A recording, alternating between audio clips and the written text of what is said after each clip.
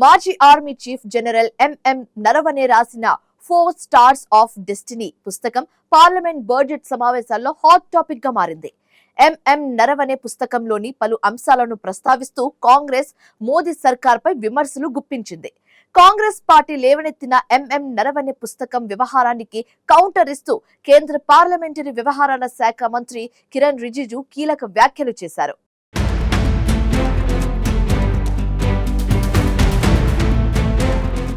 మాజీ army chief general MM Naravane రాసిన 4 stars of destiny పుస్తకం పార్లమెంటు బడ్జెట్ సమావేశాల్లో హాట్ టాపిక్ గా మారింది.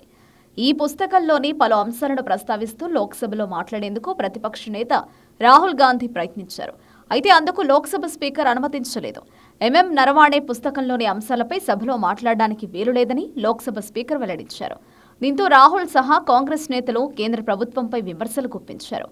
మాజీ ఆర్మీ చీఫ్ ఎంఎం నరవాణే రాసిన 4 స్టార్స్ ఆఫ్ డెస్టినీ పుస్తకం విదేశాల్లో పబ్లిష్ అయిందని రాహుల్ గాంధీ పేర్కొన్నారు. ఈ బుక్ 2024 ఏప్రిల్లోనే భారత్లో విడుదల కావాల్సి ఉండగా దానికి భారత రక్షణ శాఖ ఆమోదం లభించలేదని రాహుల్ తెలిపారు.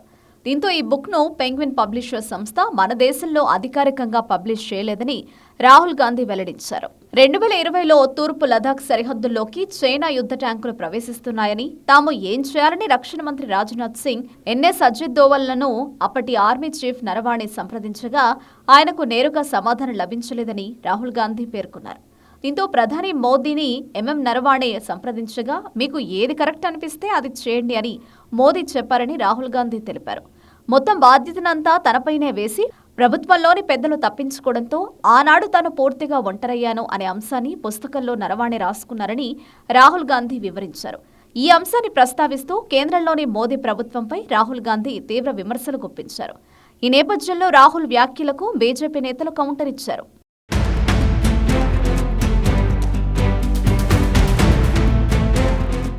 కాంగ్రెస్ పార్టీ లేవనెత్తిన మాజీ ఆర్మీ చీఫ్ ఎంఎం నరవాణే పుస్తకం వ్యవహారానికి కౌంటర్ ఇస్తూ కేంద్ర పార్లమెంటరీ వ్యవహారాల శాఖ మంత్రి కిరణ్ రిజిజు కీలక వ్యాఖ్యలు చేశారు.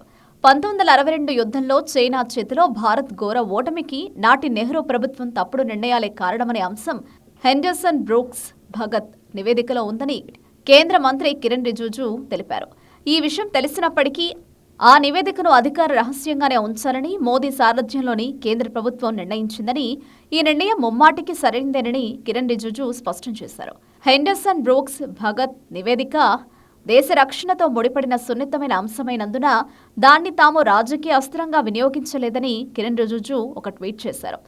2024 నవంబర్ 1న ఎక్స్ వేదికగా తాను చేసిన ఒక ట్వీట్ను కిరణ్ రిజిజు ఇప్పుడు మళ్లీ షేర్ చేశారు. ఆ రోజున చైనా సరిహద్దుల్లోని అరుణాచల్ ప్రదేశ్ పట్టణం బుమ్లాలో భారత ఆర్మీ జవాన్ల దీపావళి వేడుకల్లో కేంద్ర మంత్రి రిజిజు పాల్గొన్నారు. చైనా సరిహద్దుల్లో భారత ఆర్మీ మౌలిక సదుపాయాలను మోదీ సర్కార్ బలోపేతం చేసిన అంశం గురించి అప్పటి ట్వీట్లో కిరణ్ రిజిజు రాసుకొచ్చారు. థామస్ బ్రియాన్ హెండర్సన్ బ్రూక్స్ 1909లో బర్మాలో జన్మించారు. థామస్ బ్రియాన్ 1929 నుంచి 1947 వరకు భారత్లోని బ్రిటిష్ ప్రభుత్వ ఆర్మీలో అధికారిగా పనిచేశారు. దేశానికి బ్రిటిష్ వాళ్ల నుంచి స్వాతంత్ర్యం వచ్చాక భారత ఆర్మీలోనూ థామస్ బ్రియాన్ హెండర్సన్ బ్రూక్స్ ఆఫీసరుగా పనిచేశారు. 1947 నుంచి 1964 వరకు భారత ఆర్మీలో జనరల్ ఆఫీసర్ హోదాలో సేవలందించారు. థామస్ బ్రియాన్ హెండర్సన్ బ్రూక్స్లతో కూడిన దర్యాప్తు టీం 1962 భారత్ చైనా యుద్ధంపై సమీక్ష నివేదికను రూపొందించింది. దీన్నే హెండర్సన్ బ్రూక్స్ భగత్ నివేదిక అంటారు. ఈ నివేదికను అధికార రహస్యంగానే ఉంచాలని మోదీ సారథ్యంలోని కేంద్ర ప్రభుత్వం నిర్ణయించిందని, ఈ నివేదికను తామెప్పుడూ రాజకీయ ప్రయోజనాల కోసం ఒక అస్త్రంగా ప్రయోగించలేదని కాంగ్రెస్కు కేంద్ర మంత్రి కిరణ్ రిజిజు కౌంటర్ ఇచ్చారు.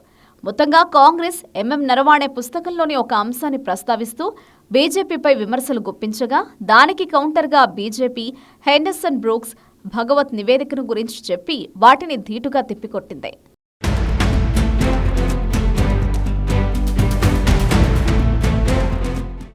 మాజీ ఆర్మీ చీఫ్ ఎంఎం నరవణే పుస్తకం వ్యవహారానికి సంబంధించిన అంశాన్ని పార్లమెంట్లో లేవనెత్తిన రాహుల్ గాంధీ కేంద్ర ప్రభుత్వంపై విమర్శలు గుప్పించగా దానికి కేంద్ర మంత్రి కిరణ్ రిజిజు హెండర్సన్ బ్రూక్స్ భగత్ నివేదికను ప్రస్తావిస్తూ కౌంటర్ ఇచ్చారు.